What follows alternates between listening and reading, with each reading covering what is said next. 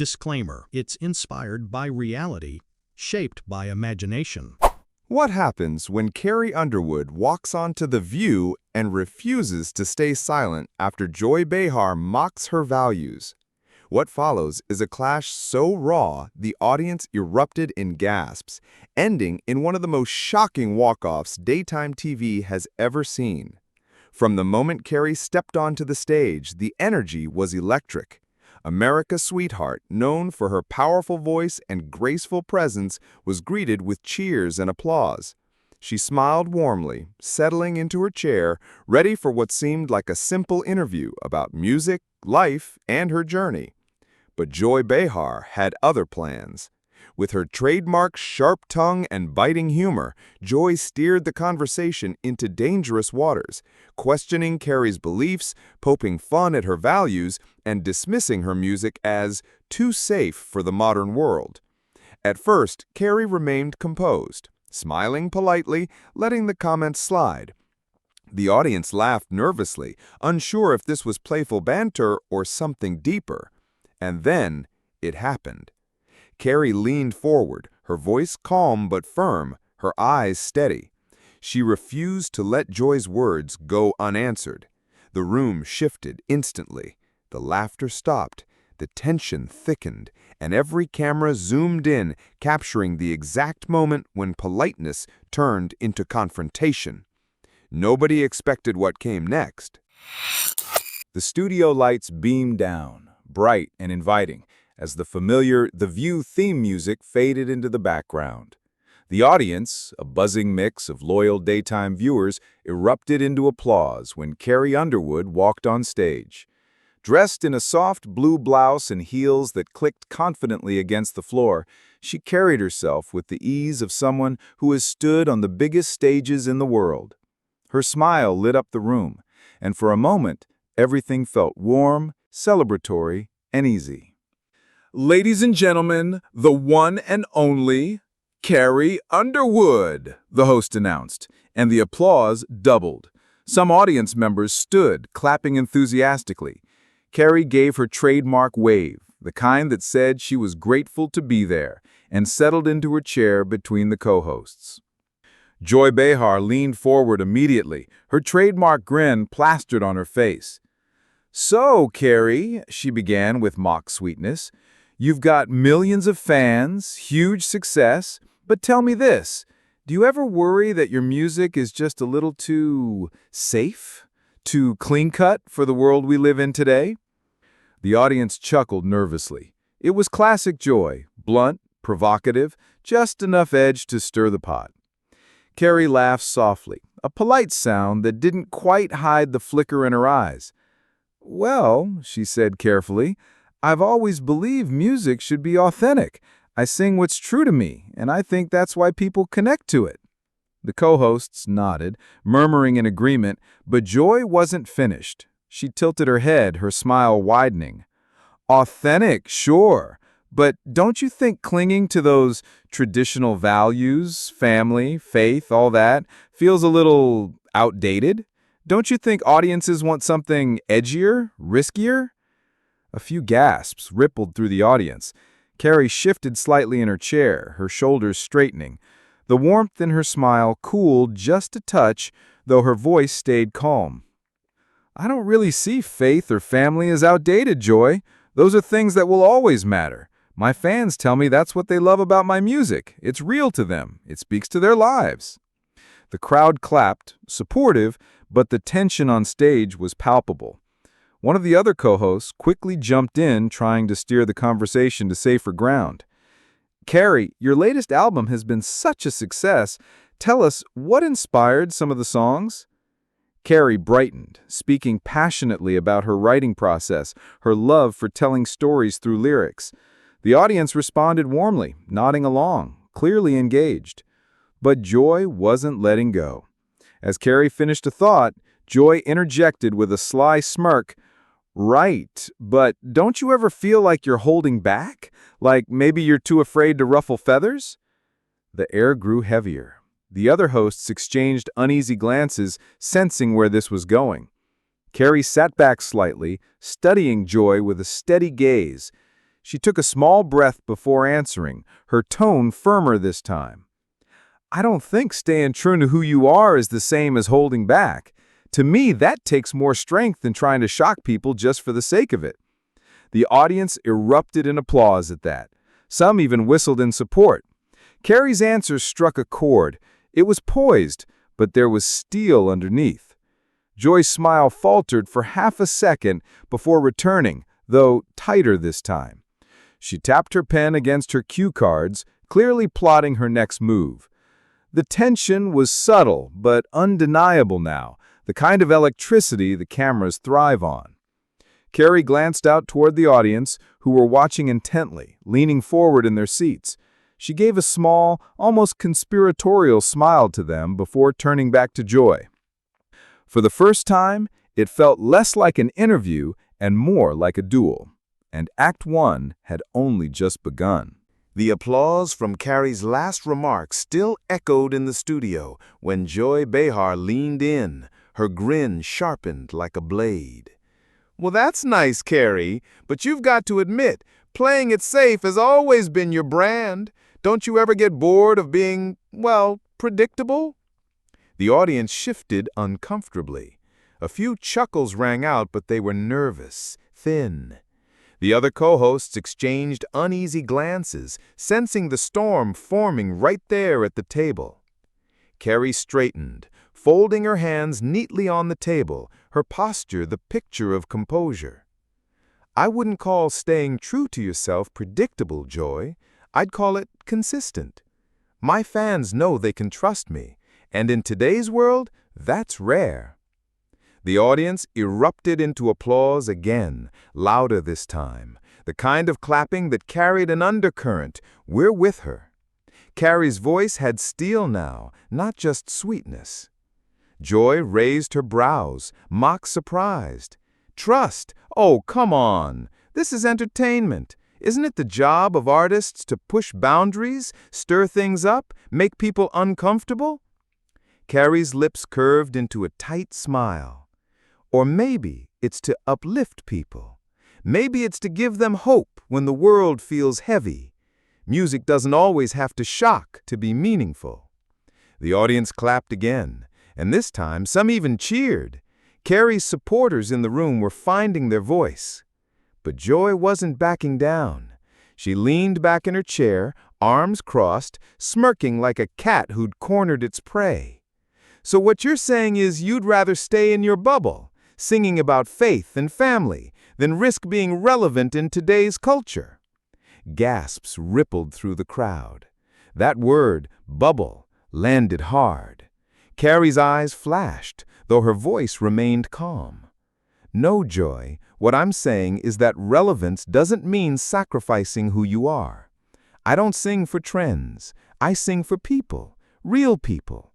And if you think that's a bubble, maybe you've never really listened. A low rumble of applause followed, mixed now, but strong. The audience was engaged, caught in the push and pull of the sparring. One of the co-hosts tried to interject. Okay, let's not get too heated here. But Joy cut across, her voice sharp. Oh, I'm just asking the questions.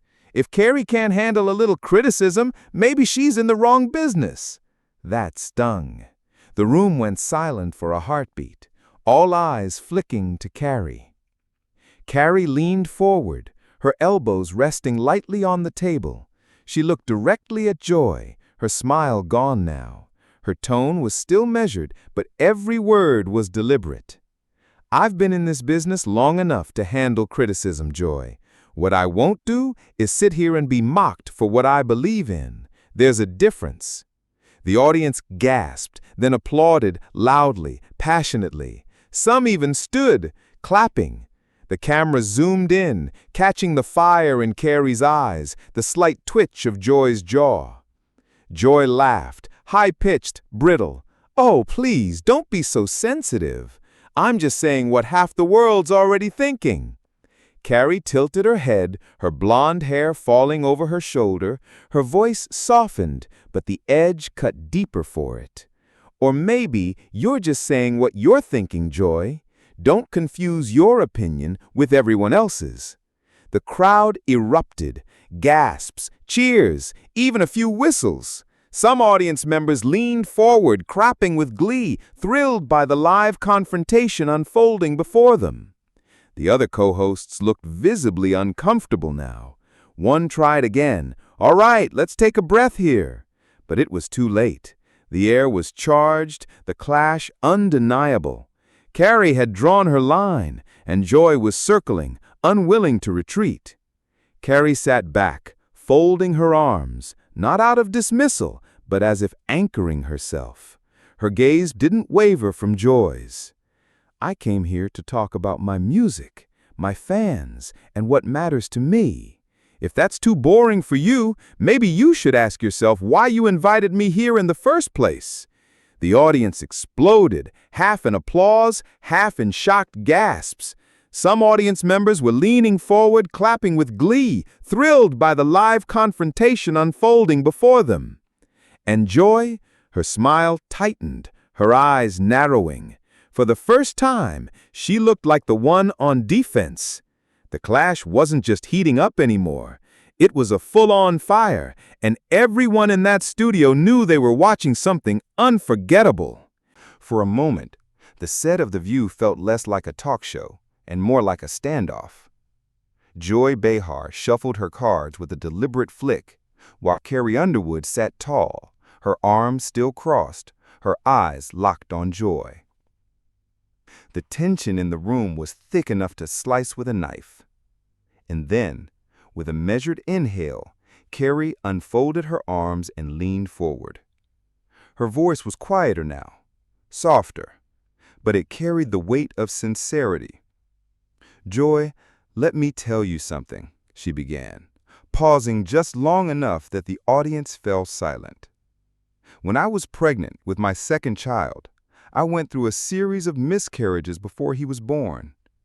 I remember lying awake at night praying, wondering if I'd ever hold another baby in my arms.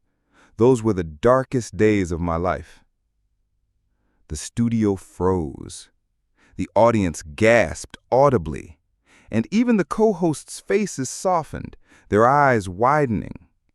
Carrie's voice wavered, but only slightly. Music was the only thing that kept me steady. Writing songs about faith, about holding on, about not giving up. It wasn't about being safe. It was about surviving. And when fans tell me those songs help them through their own pain, I know I'm doing what I'm meant to do. Applause thundered through the room. Some audience members were on their feet, clapping, nodding, even tearing up. Carrie's vulnerability cracked open the polished surface of the debate, and for a moment, she wasn't a celebrity. She was just a woman, sharing a piece of her soul. But then, Joy spoke. She tilted her head, pursing her lips, her tone laced with disbelief. "That's touching, Carrie, but come on. Every celebrity has a sob story. At the end of the day, we're talking about entertainment, not therapy sessions." The audience gasped louder this time, a sharp intake of breath like a collective slap. The camera cut to the crowd. A woman in the front row shook her head furiously, while another mouthed, "Wow." Carrie blinked, her jaw tightening. Her hands curled slightly on the table, but she didn't raise her voice. Instead, she spoke with a trembling calm that cut sharper than any shout. "That wasn't a sob story, Joy. That was my life.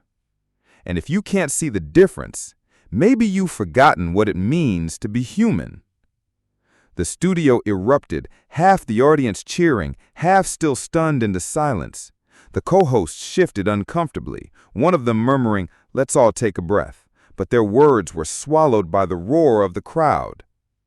Joy leaned back, smirking faintly, but the smirk didn't quite reach her eyes. "I'm just saying, not everyone wants to hear about faith and family and hardship all the time. Some people think it's corny, that's all." Carrie's lips pressed into a thin line.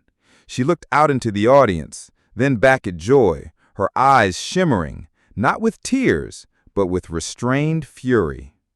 "You can call it corny, you can call it whatever you want, But don't you dare dismiss the pain people live through every day.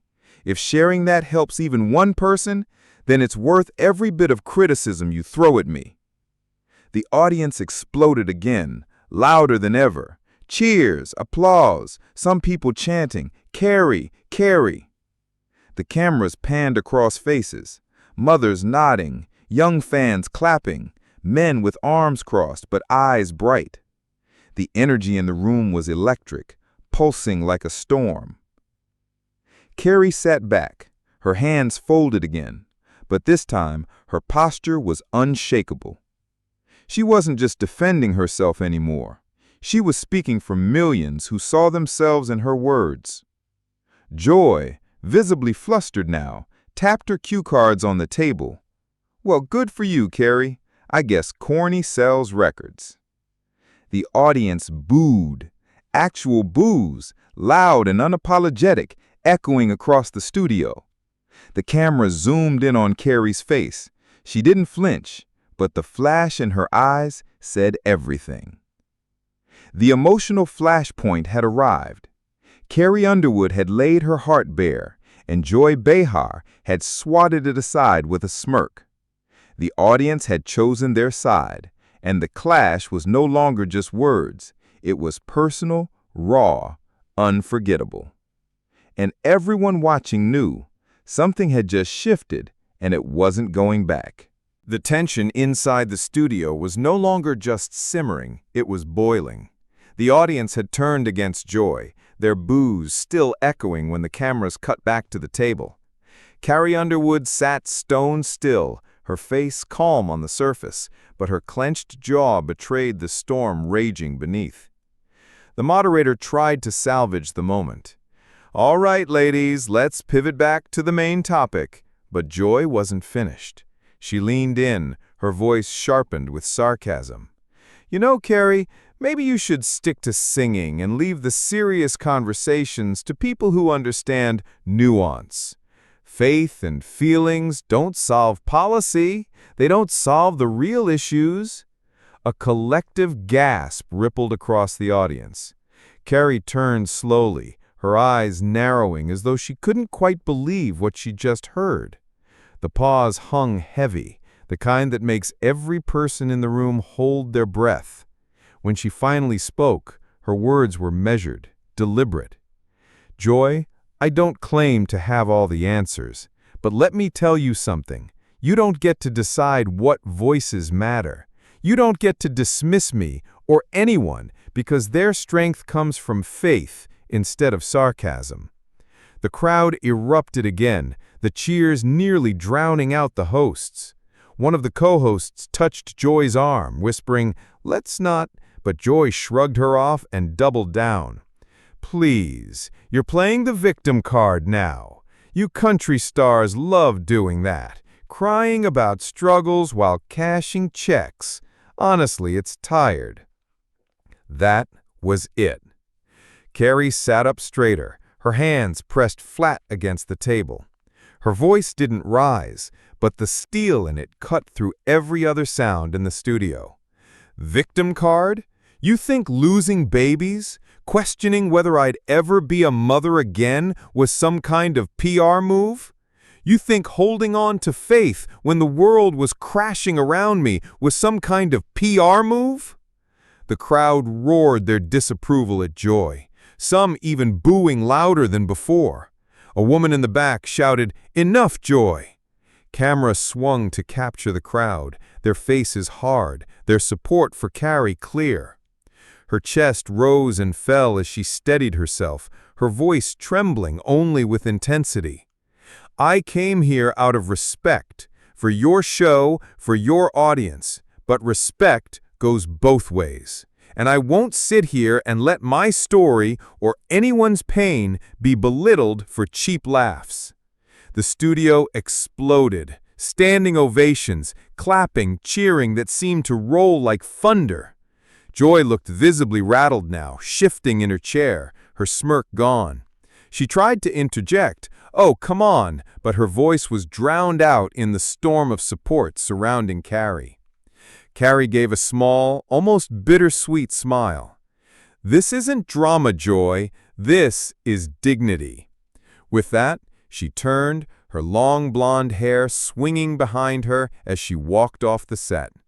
The cameras followed her, catching every step, every second of her exit. The co-hosts scrambled, the audience roared, and Joy sat frozen, suddenly very small in her chair. The walk-off wasn't just an exit, it was a statement. A woman drawing the line, choosing her self-respect over staying silent. And the studio, the audience, and millions watching at home knew they had just witnessed a moment that would live on in television history. The studio was left in stunned silence after Carrie's exit. Joy Behar shuffled her notes, forcing a chuckle, but her trademark smirk looked brittle, almost broken. One of the co-hosts leaned into her mic, her voice hushed. Well, that was a moment. The producers quickly cut to commercial, but by then the damage was done. Clips of Carrie walking off the set were already being clipped, posted, and shared across social media within seconds. Twitter, Instagram, TikTok, every platform was ablaze. Carrie Underwood just ended Joy Behar on live TV. Faith, dignity, and respect, that's how you handle a bully. Legendary, Carrie walked out like a queen. The hashtags trended instantly. Hashtag Carrie Underwood walk-off and hashtag stand with Carrie. Viewers replayed the clip over and over, analyzing every glance, every word, every step she took as she left the stage.